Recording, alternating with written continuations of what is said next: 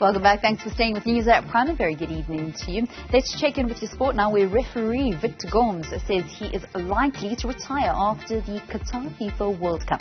The 39-year-old South African and assistant Zakhele Siwela are among the 5 match officials from Africa who will represent the continent at the global showpiece. Our reporter Khotso Sello caught up with Gomes before he jets off to the Middle East. Well, the South African referees continue to do the nation proud. We can remember that earlier this year, in February, we had 2 match officials at the Africa Cup of Nations final. And again, we've got 2 more officials heading over to the 2022 Qatar FIFA World Cup. And I'm joined by the man who was in the middle of that final match, Mr. Victor Gomes. Vic, another moment, another time for you to represent the country and the continent. Yeah, sure. You know, I think every player, everyone in their job, they want to aspire to go to the highest point. And for football, we all know that the World Cup is the highest point. So it's important that we go there and we fight hard and we give our best. And I mean, Vic, you must have had a lot of experience of, what it means to officiate in such pressure moments in a big tournament. You had that experience with the Africa Cup of Nations final. Going into this one, do you feel that, that's a good enough springboard, to help you throughout the tournament? Yeah, you should never let your guard down, and especially in refereeing, I always say that when you're a referee, you're the chief problem solver. So you need to find ways of, you never know, there's always something different, something new. So we just prepare what we can prepare. Our big boss always tells us, do what you can today to prepare for tomorrow. And, you never know what you can expect, and you can never say you're ready, but you just keep fighting, you keep working, and, the results will show in the end. Different type of tournament. It's mid-season. It's in a country where the weather is going to be blistering. How have you been preparing as an individual, mentally and physically, knowing, the external and environmental factors that will come in? So yeah, I'm blessed. At least for the last 8 years, we've been going to Qatar always for tournaments and for matches and for preparation seminars. Thanks to FIFA and thanks to CAF and SAFA, we've been going through the paces for the last few years. And thanks to Polokwane, because we have a hot area here in South Africa that we can go and do matches that simulates or similar temperatures of Qatar. So yes, it's very hot there.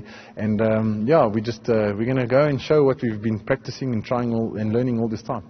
And what does it say about the standard of refereeing in this country? You and Zix once again on that flight.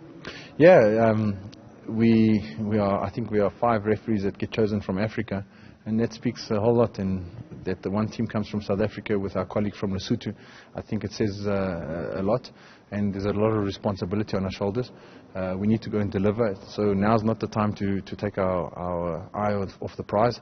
It's important that we go there and give a little bit more. It's always that time. That last little push is always the most critical push.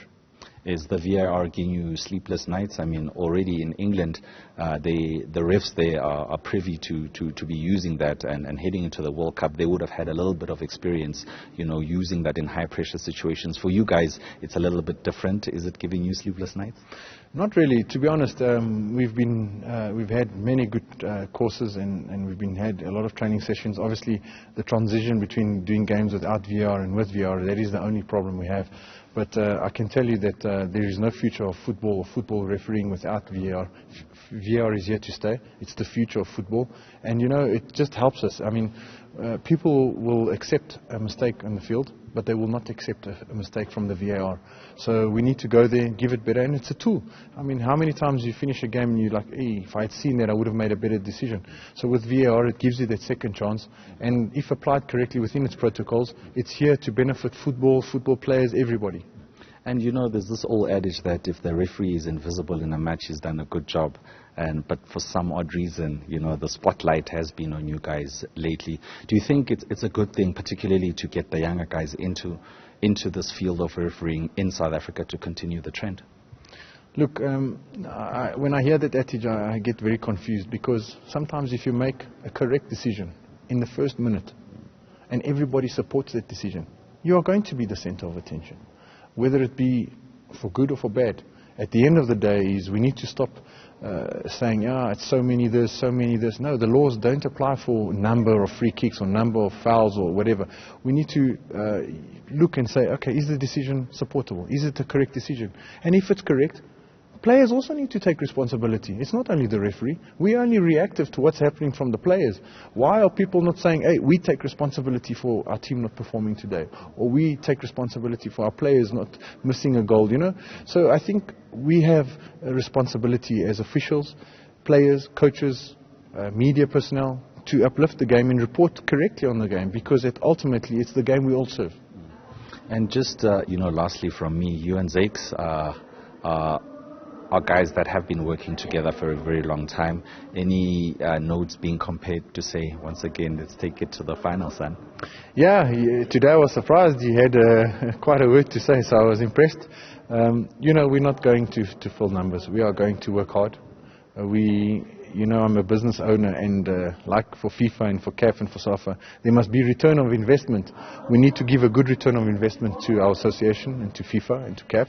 So we are going there to fight, and we are going to give our best. We want to go all the way to the end. Thank you so much, Victor Gomes, letting us know that he is definitely going to represent South Africa and the African continent with aplomb at the FIFA 2022 World Cup in Qatar.